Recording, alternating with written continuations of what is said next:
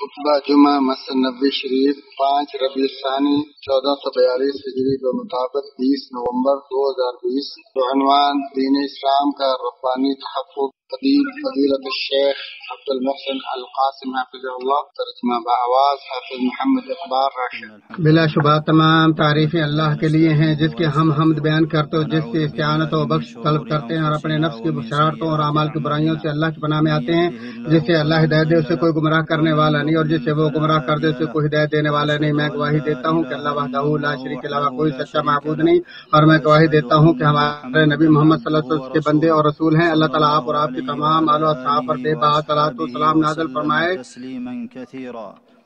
حمد و ثنا کے بعد اے اللہ کے بندو، اللہ تعالیٰ سے کما حق کو ڈرو، کیونکہ اللہ کا ڈر آنکھوں کا نور اور دل و ضمیر کی بقا ہے۔ اے مسلمانوں، اللہ تعالیٰ نے اپنے بندوں کے لیے ایسا دین چنا جس کی روشنی میں وہ اس کی عبادت کرتے ہیں، اور اس دین کو بندوں تک پہنچانے کے لیے اس نے پیغمبروں کو بھیجا۔ تمام علماء اس بات پر متفق ہیں کہ 5 ضروری چیزوں میں سے تحفظ دین سرفہرست ہے، سو اس کا تحفظ مال، جان، عقل اور عزت و آبرو کے تحفظ پر مقدم ہے۔ گزشتہ امتوں میں دین کے تحفظ کی ڈیوٹی صرف انبیاء اور ان کے پیروکاروں کے سپرد تھی، جیسا کہ اللہ تعالیٰ فرماتا ہے، ہم نے ہدایت و نور پر مشتمل تورات نازل فرمائی جس کی روشنی میں اللہ تعالیٰ کے ماننے والے انبیاء علیہم السلام اور اہل اللہ اور علماء فیصلے کرتے تھے، کیونکہ انہیں اللہ کی اس کتاب کی حفاظت کا حکم دیا گیا تھا اور وہ اس پر اقراری گواہ تھے۔ ان انبیاء کی رحلت کے بعد ان کا دین تحریف و تبدیل کے شکار ہو گیا، جبکہ ہماری اس امت کے دین کے اصل کی حفاظت کا اللہ تعالیٰ نے وعدہ کیا ہے، جیسا کہ فرمایا، بلا شبہ ہم نے اس قرآن کو نازل کیا اور یقیناً ہم ہی اس کے محافظ ہیں۔ اور اس حفاظت کے وعدے میں قرآن عظیم کے الفاظ و معانی اور اس کا بیان سنت اب شامل ہے۔ اللہ تعالیٰ نے اشرف المخلوقات کو چنا اور انہیں اس کے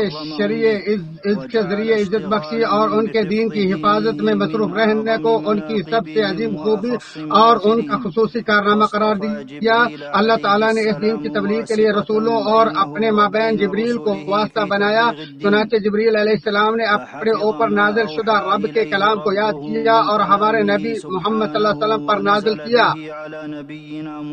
جبریل نبی مکرم صلی اللہ علیہ وسلم کے ساتھ قرآن مجید کا دور ہر سال ایک بار کیا کرتا تھا، جبکہ آپ کی وفات کے سال 2 بار دور کیا۔ پھر آپ نے اسے اس کی اصلی شکل و صورت اور صفت میں من و عن عطا کیا، جیسا کہ اللہ تعالیٰ نے فرمایا، اور بے شک و شبہ یہ قرآن رب العالمین کا نازل فرمایا ہوا ہے، جسے امانت دار فرشتہ لے کر آیا، آپ کے دل پر اترا ہے تاکہ آپ آگاہ کر دینے والوں میں سے ہو جائیں۔ دین کی حفاظت میں جبریل کے علاوہ دیگر فرشتوں کا بھی بہت بڑا حصہ ہے، چنانچہ ان میں سے بعض شیطانوں کی چوری سے وحی کی حفاظت کے لیے آسمانوں پر پہرہ دار ہیں، اور بعض بڑی عظمت والی آیات کے ساتھ آسمانوں سے نازل ہوئے، جبکہ بعض نے دین کی حمایت کی خاطر جنگوں میں مسلمانوں کے ہمراہ لڑائی کی اور نبیوں انبیاء علیہم السلام نے اللہ تعالیٰ کے حکم کے عین مطابق دین کی حفاظت کی اور اس کے لیے ایسی مشقتیں اٹھائیں جن کو برداشت کرنا ان کے سوا کسی کے بس میں نہیں تھا۔ سو ان میں سے بعض کو اذیتیں پہنچائی گئی اور بعض کو در بدر کر دیا گیا، بعض کی دعوت کو کسی ایک نے بھی قبول نہ کیا، جبکہ بعض کو تو قتل ہی کر دیا گیا۔ ارشاد باری تعالیٰ، اے پیغمبر صلی اللہ علیہ وسلم، آپ بھی اسی طرح صبر کریں جس طرح اولو العزم پیغمبروں نے صبر کیا۔ ہمارے نبی محمد صلی اللہ علیہ وآلہ وسلم تو اپنے رب کی نازل کردہ شریعت کی حفاظت پر بہت زیادہ حریص تھے، لہذا جبریل علیہ السلام آپ پر وحی اتارتے تو آپ نسیان کے خوف سے اس کے ساتھ ساتھ پڑھنے میں بہت جلدی کرتے، تو آپ کے لیے قرآن کے بآسانی حفظ کی گارنٹی دیتے ہوئے آپ کے رب نے فرمایا، اے نبی، آپ قرآن کو جلدی جلدی یاد کرنے کے لیے اپنی زبان کو حرکت نہ دیں، اس کا جمع کرنا اور آپ کی زبان سے پڑھنا ہمارے ذمہ ہے۔ ہم جب اسے پڑھ لیں تو آپ اس کے پڑھنے کی پیروی کریں، پھر اس کا واضح کر دینا ہمارے ذمہ ہے۔ یقیناً نبی اکرم صلی اللہ علیہ وسلم نے اس دین کی حفاظت اور اپنی امت تک پہنچانے کی برداشت میں سنگین اذیتوں کا سامنا کیا، آپ پر جھوٹا اور نجومی ہونے کی تہمت لگائی گئی، آپ کی عزت آبرو اور عقل کو تانا تشنیع کا نشانہ بنایا گیا، وطن سے نکالا گیا، آپ پر جادو کیا گیا، آپ پر دشمنوں نے وار کیے، آپ کی قوم نے لڑائی کی، آپ کا سر زخمی کر دیا گیا، آپ کے اگلے دانت شہید کر دیے گئے، آپ کے سامنے آپ کے صحابہ کو شہید کر دیا گیا۔ نبی اکرم صلی اللہ علیہ وآلہ وسلم اپنے صحابہ کو قرآن یاد کرنے اور اس کا دھیان رکھنے کا ہمیشہ حکم دیتے، نیز انہیں قرآن و سنت کے لکھنے کی اجازت دے رکھی تھی اور ان کو اس کی تبلیغ کا حکم دیا تھا۔ حکم دیتے ہوئے فرمایا، جیسا کہ فرمایا میری طرف سے پہنچائیں اگرچہ وہ ایک آیت ہی کیوں نہ ہو۔ بخاری شریف۔ چنانچہ صحابہ کرام رضی اللہ عنہم اس دین کی حفاظت میں انتہائی حرص سے کام لیا۔ حفاظت دین کی خاطر صحابہ نے جن جن مصائب کا سامنا کیا وہ کسی اور کی طاقت سے باہر ہے، تو انہوں نے قرآن کریم کو پتھروں، ہڈیوں اور چمڑوں پر لکھا، اپنے سینوں میں حفظ کیا اور اپنے ماں باپ پہنچانے تک اپنے بعد والوں تک بالکل تر و تازہ پہنچایا اور اپنے نبی کی سنت کو قولاً فعلاً منتقل کیا، یعنی امت کی خیر خواہی اور نقل حدیث میں انتہائی باریک بانی اور دقت سے کام لیا۔ سعید بن جبیر رحمہ اللہ فرماتے ہیں، میں ابن عباس رضی اللہ تعالیٰ کے پاس احادیث لکھتا اور جب میرا صحیفہ فل ہو جاتا تو میں اپنے پکوش کے اوپر والے حصے اور ہتھیلی پر لکھتا تھا۔ شیخ الاسلام رحمہ اللہ فرماتے ہیں، مسلمانوں کو آج سے لے کر قیامت تک جو بھی خیر و بلائی نصیب ہوئی ہے، جیسے ایمان، اسلام، قرآن، علم و معارف، عبادات، جنت کا داخلہ اور جہنم سے نجات، یہ سب کچھ دین کے پہنچانے میں صحابہ کرام کی بابرکت کاوشوں کی بدولت ہے۔ پھر ان کے بعد اللہ تعالیٰ نے حفاظت دین کے لیے ایسے علماء مقرر کیے جو رنگ، جنس اور قوم و وطن کے تمام تر امتیازات سے بالا تر تھے، بلکہ ان میں چھوٹے بڑے، امیر غریب، آزاد غلام، باحیثیت بے حیثیت، صحیح سالم، اندھے کانے، لنگڑے اور بہرے سب شامل تھے، جو دیانتداری پر متحد ہو کر دین کی حفاظت اور لوگوں کو سکھانے کے لیے مختلف ملکوں اور شہروں میں پھیل گئے۔ تو انہوں نے دینی تعلیمات کو لکھا، یاد کیا اور اس کے حصول کے لیے سفر کیے، فقر و فاقہ، خطرات اور تکالیف برداشت کی اور اپنی جانوں، مالوں اور عمروں کی قربانی دے کر اس دین کے حصول کی آیت و نشانی بن گئے جس کی حفاظت کا اللہ تعالی نے وعدہ کیا تھا۔ ہر قسم کے علماء نے اپنے فن میں خوب مہارت حاصل کی،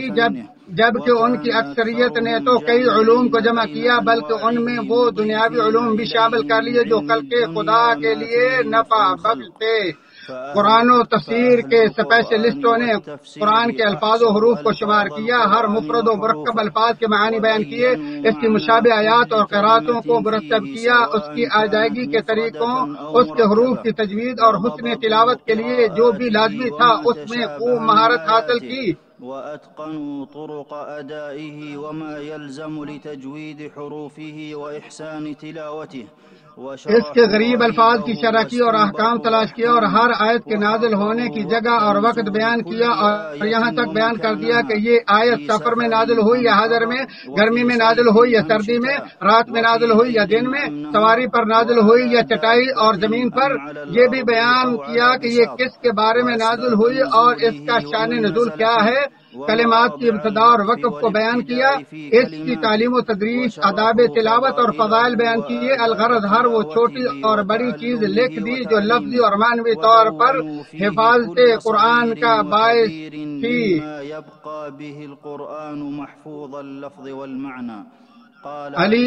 علی بن عبید اللہ رحمہ اللہ فرماتے، محمد بن جریر رحمہ اللہ اپنی تفسیر لکھنے میں 40 سال تک مصروف رہے۔ علماء نقل و تنقید، علم روایت و سنت کے لیے میدان میں نکلے اور انہوں نے تمام شہروں کا چکر لگایا اور پردیس کی تلخیوں اور حالات کی سنگینیوں پر صبر کرتے ہوئے منهم الإمام أحمد رحمه الله کام کیا، اور ان میں سے امام احمد بن حنبل کو تو مسند جمع کرنے کے لیے دنیا کا 2 بار چکر لگانا پڑا، تو انہوں نے نبی مکرم صلی اللہ علیہ وسلم کے اقوال و افعال اور تقریرات کو حفظ کیا، ان کے الفاظ و روایات، راویوں کے اختلاف و اتفاق اور ان کے بعد کی بات سے کمی بیشی کو ضبط کر دیا۔ سو نبی کریم صلی اللہ علیہ وسلم کی کوئی بات، کوئی خبر، کوئی حادثہ، کوئی قصہ، کوئی حالت یا کوئی صفت یا کوئی چیز ایسی نہ تھی جو ان سے چھوٹ گئی ہو۔ ابو حاتم رازی رحمہ اللہ فرماتے ہیں، طلب حدیث کے لیے میرا پہلا سفر 7 سال کی عمر میں تھا، اور جو میں نے پیدل سفر کیا جب اسے شمار کیا تو وہ 1000 فرسخ یعنی 8000 کلومیٹر سے زیادہ تھا، اور ابھی تک میں مسلسل گن ہی رہا تھا کہ جب 1000 فرسخ سے زیادہ ہوا تو میں نے گننا ہی چھوڑ دیا۔ تو نبی صلی اللہ علیہ وسلم کی کوئی سنت یا طریقہ ان سے مس نہ ہو سکا، چنانچہ انہوں نے احادیث کو جمع کیا اور ہزاروں روایات سے چن کر صحاح، مسانید، سنن، تصنیف کی، اور فن حدیث کے تمام علماء کے امام بخاری رحمہ اللہ اپنی صحیح کے بارے میں فرماتے ہیں، میں نے صحیح بخاری 16 سال کے عرصے میں تصنیف کی، اور یہ 6 لاکھ احادیث کا نچوڑ ہے، اور میں نے اسے اپنے اور اللہ کے مابین حجت قرار دیا ہے۔ امام نووی رحمہ اللہ فرماتے ہیں، تمام علماء اس بات پر متفق ہیں کہ قرآن عزیز کے بعد سب سے صحیح کتب صحیح بخاری اور مسلم ہے، جس سے پوری امت نے اجتماعی طور پر قبول کر لیا ہے،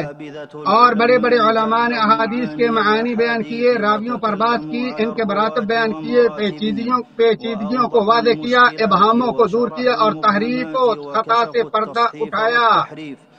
وہ سنت کے پاسبان اور اس سے جھوٹ اور رد و بدل کو دور بھگانے والے تھے، تو انہوں نے ذرا برابر جھوٹ بھی پھیلنے نہیں دیا۔ ضعیف سے صحیح کی پہچان اور اسناد کی وجہ سے یہ امت دیگر تمام امتوں سے ممتاز ہوئی، جبکہ اس امت سے پہلے نہ تو اسناد تھی اور نہ ہی اقوال انبیاء اور ان پر ذاتی میں کوئی امتیاز تھا۔ سفیان ثوری رحمہ اللہ فرماتے ہیں، فرشتے آسمانوں پر اور اصحاب حدیث زمین پر پہرے دار ہیں۔ علماء عقیدہ نے مسائل عقیدہ بیان اور ثابت کیے، ان کے دلائل اکٹھے کیے اور لوگوں کے سامنے رکھے، اور ان کے لیے اللہ تعالیٰ کی ربوبیت اور اس کے اسماء و صفات بیان کیے، اور یہ بیان کیا کہ اللہ کی الوہیت، ربوبیت اور اسماء و صفات کے لیے لازم ہے، اور انہوں نے عقل و نقل کو یکجا کرنے کا شبہ پیدا کرنے والوں کی شبہات کا رد کیا، اور فقہاء نے اپنی روشن فہم و فراست سے قرآن و حدیث سے استنباط کا راستہ ہموار کیا، اور فقہ کے ایسے اصول اور جامع قواعد وضع کیے، اور ان سے ملتی جلتی ان چیزوں کو جمع کیا جو نصوص سے احکام کے نکالنے کا اعلیٰ اور فہم صحیح کا معیار تھے۔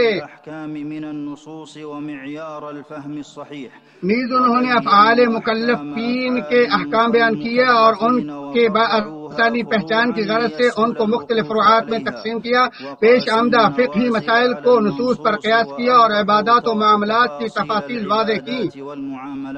لغت ایک ایسا اعلیٰ علم ہے جس پر سمجھ، بوجھ، تبلیغ اور نقل کا انحصار ہے، تو علماء نے وحی کو اس کے لیے مصدر اول قرار دیا، پھر عربوں کے منہ سے الفاظ لغت تلاش کیے،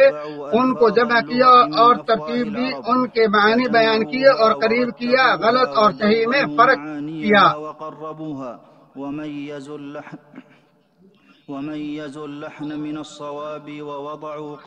اور ایسے قواعد وضع کیے جن سے ضبط اعراب، اصلاح زبان اور تحفظ بیان ممکن ہو، اور انہی سے اس کی بلاغت کی پرخ اور فصاحت کا وزن ہو۔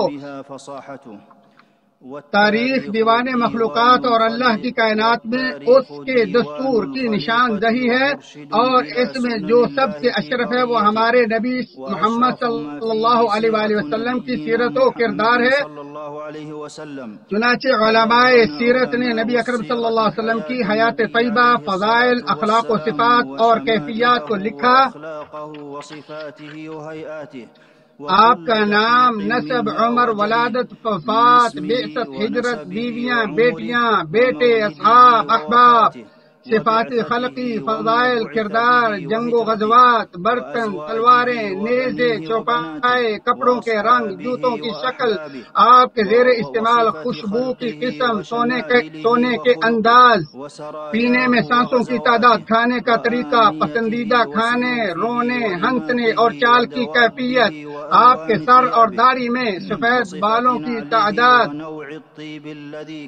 الغرض آپ سے متعلقہ ہر چھوٹی اور بڑی چیز کے بارے میں بڑے بڑے دیوان لکھے، وصفة أكله وما كان يحب منه وصفة مشيه وضحكه وبكائه وعدد الشعرات البيض في لحيته اور ابھی تک علماء نسل در نسل دین کی حفاظت اور اسے اپنے بعد والوں کی طرف منتقل کرنے پر ڈٹے ہوئے ہیں، اور انہوں نے علم و عبادت دونوں پر بیک وقت محنت کی۔ شیخ الاسلام رحمہ اللہ فجر پڑھ کر تقریباً آدھے دن تک ذکر الہی میں مشغول رہتے تھے۔ نیز انہوں نے وقت کی قربانی دی اور مسائل پر صبر کی اور کتابیں لکھی۔ ابن جوزی رحمہ اللہ نے اپنے ہاتھ سے 2000 سے زیادہ مجلدات لکھی۔ ابن کثیر رحمہ اللہ اپنی کتاب جامع المسانید کے بارے میں فرماتے ہیں، ابھی تک میں یہ رات میں لکھ رہا ہوں اور چراغ ٹمٹما رہا ہے، یعنی کمزور پڑ چکا ہے، اور میں لکھتا رہا یہاں تک کہ میری بینائی بھی جاتی رہی۔ امام مالک طلب حدیث میں اس حد تک پہنچے کہ اپنے گھر کی چھت توڑ کر لکڑیاں تک بیچ ڈالی۔ شعبی رحمہ اللہ سے پوچھا گیا یہ سارا علم آپ کے پاس کہاں سے آیا؟ تو انہوں نے کہا پہاڑوں جیسے صبر سے مختلف شہروں میں گھومنے سے۔ اور جس نے ان علماء کی سیرت پر نظر دوڑائی اس نے سمجھا یہ کوئی خیالی مثال یا مبالغہ آرا کہانی ہے۔ بڑے بڑے عظیم علماء کے ذریعے نبی مکرم صلی اللہ علیہ وسلم کی یہ پیشین گوئی ثابت ہوئی کہ بلا شبہ یہ دین وہاں تک پہنچ جائے گا جہاں تک شب و روز کی رسائی ہے، اور اللہ تعالیٰ اسے ہر گاؤں اور شہر میں داخل کر دے گا۔ ولا يترك الله بيت مدر أي في المدن ولا وبر أي في البادية إلا أدخله الله هذا الدين۔ اسے احمد نے روایت کیا۔ اس تمام تر تفصیل کے بعد مسلمانوں، اللہ تعالیٰ نے لمبی صدیوں سے اس دین کی حفاظت کر کے ہم پر بہت بڑا فضل و احسان کیا ہے، اور اس کو ہم تک اس طرح تر و تازہ پہنچایا گویا کہ یہ ابھی ابھی نازل ہوا ہے، اور قیامت تک یہ اسی حالت میں رہے گا، کیونکہ اس کا کوئی طریقہ مٹا نہیں اور قرآن عظیم کا کوئی حرف گھٹا نہیں، اور عرصہ دراز گزرنے، حادثات اور جنگوں کے رونما ہونے، فقر و فاقے، فرقواریت، اختلافات، دین کے ساتھ مکر و فریب، اس کے احکام کی توہین اور شریعت کا مذاق اڑانے کے باوجود سنت مطہرہ کی کوئی چیز ضائع نہیں ہوئی۔ ہر مومن کی بھرپور کوشش ہوتی ہے کہ وہ حصول علم، اس پر ترغیب دلانے، اپنے بچوں کو دین سے محبت کرنے، اس کی تعلیم و تدریس اور حفاظت کرنے، اور امت کے سلف صالحین علماء کے اقتداء کرنے پر پروان چڑھانے کے ذریعے شریعت کو باحفاظت منتقل کرنے والوں کا حصہ دار بن جائے، اور اسی میں عزت و شرف ہے۔ اعوذ باللہ من الشیطان الرجیم۔ مومنے میں سے کچھ لوگ ایسے بھی ہیں جنہوں نے اللہ سے کیے گئے عہد کو سچ کر دکھایا، بعض نے تو اپنا عہد پورا کر دیا اور بعض موقع کے منتظر ہیں، اور انہوں نے کوئی تبدیلی نہیں کی، تاکہ اللہ تعالی سچ کر دکھانے والوں کو ان کا بدلہ دے، اور منافقوں کو چاہے تو عذاب دے، چاہے تو معاف کر دے۔ بلا شبہ اللہ تعالی بخشنے والا مہربان ہے۔ اللہ تعالیٰ میرے اور آپ کے لیے قرآن عظیم کو بابرکت بنائے، اور اس کے آیات و ذکر حکیم کو میرے اور آپ کے لیے نفع بخش بنائے۔ اسی پر اکتفا کرتے ہوئے اپنے، تمہارے اور تمام مسلمانوں کے لیے اللہ سے بخشش مانگتا ہوں۔ آپ بھی اسی سے بخشش طلب کریں، وہی بخشنے والا مہربان ہے۔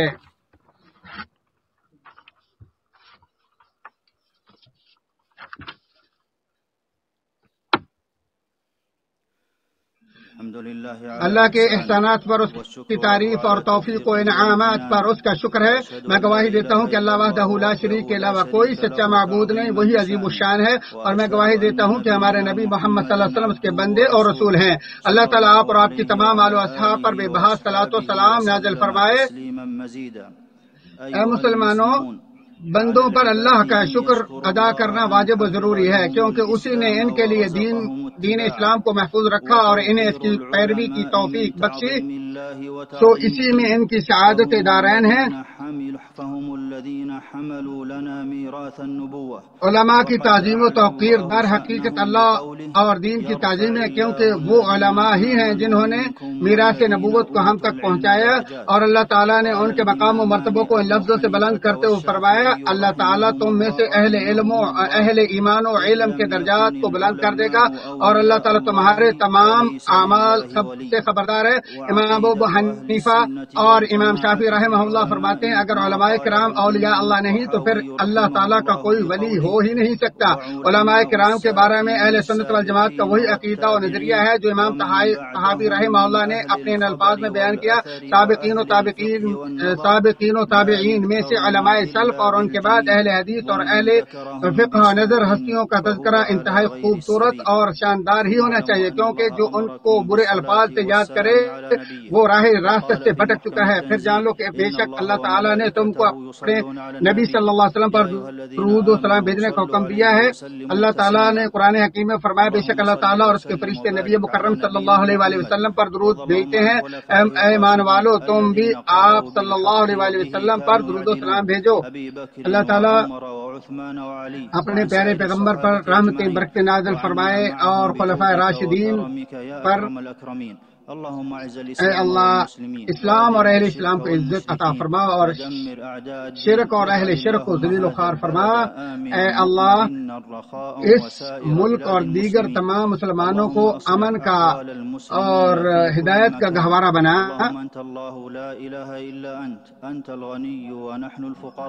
اے اللہ تو ہمارا معبود ہے اور تو غنی، ہم فقیر ہیں، اور ہم پر رحمت کی بارش نازل فرما۔ اے اللہ ہمیں رحمت کی بارش عطا فرمائے۔ اللہ ہم نے اپنے نفسوں پر ظلم کیا، اور اگر تو نے ہمیں معاف نہ کیا تو اور رحم نہ کیا تو ہم خسارہ اٹھانے والوں میں سے ہو جائیں گے۔ اے اللہ ہمارے حکمرانوں کو اپنی رضا کے کاموں کی توفیق عطا فرما، اور مسلمانوں کی خیرخواہی کے کام کرنے پر ان کو توفیق عطا فرما۔ اللہ دنیا آخرت کی سعادتیں عطا فرما، اور ہمیں جہنم سے محفوظ فرما۔ اللہ تعالیٰ نے تمہیں عدل و انصاف کا حکم دیا ہے، اور بے حیائی اور برائی سے رکنے کا حکم دیا ہے، اور امانت کے ادا کرنے کا حکم دیا ہے۔ اللہ خوب جانتا ہے جو تم کرتے